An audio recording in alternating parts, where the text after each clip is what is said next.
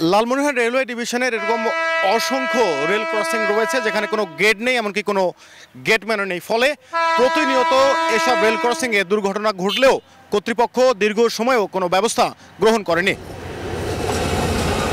Lalmonirhat railway ডিভিশনে 540 kilometre রেলপথে rail ক্রসিংয়ের সংখ্যা 1939টি। এর মধ্যে মাত্র 413টিতে রয়েছে গেট ও গেটম্যান। 1166টি ক্রসিংয়ে গেট থাকলেও নেই গেটম্যান, আর 360টি উন্মুক্ত।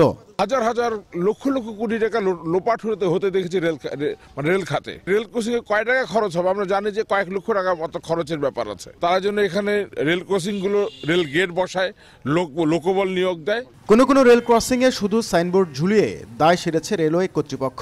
অরক্ষিত এসব রেল ক্রসিংয়ে প্রায় দুর্ঘটনা ঘটছে।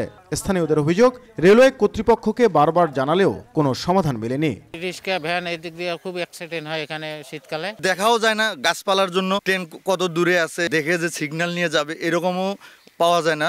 অনেক সময় শীতকালে কুয়াশা থাকে। প্রতিটা মুহূর্ত গার্জিয়ানদের একটা ভয় থাকে এই জায়গাটাকে নিয়ে। এই জায়গাটা একটা গেটের খুব প্রয়োজন। এখানে কেউ খোঁজও নেয় না বা এখানে কারো কোনো গুরুত্ব নেই। তবে শিগগিরই ব্যবস্থা নেওয়ার আশ্বাস রেল কর্তৃপক্ষের। পর্যাপ্ত পরিমাণ গেটম্যান না থাকার কারণে প্রায় দেখা যায় অ্যাক্সিডেন্ট হচ্ছে। আপাতত নিয়োগ প্রক্রিয়া চলতেছে, কিছুদিনের মধ্যে একটা গেট পুরোপুরি সব গেটম্যান পাওয়া যাবে। রেলওয়ে সৈয়দপুর জেলায় গত 3 বছরে ট্রেনে কাটা পড়ে প্রাণ গেছে 251 জনের, যার মধ্যে বেশিরভাগ দুর্ঘটনা ঘটে অরক্ষিত ক্রসিংয়ে। নাজমুল ইসলাম নিশাত, সময় সংবাদ, রংপুর।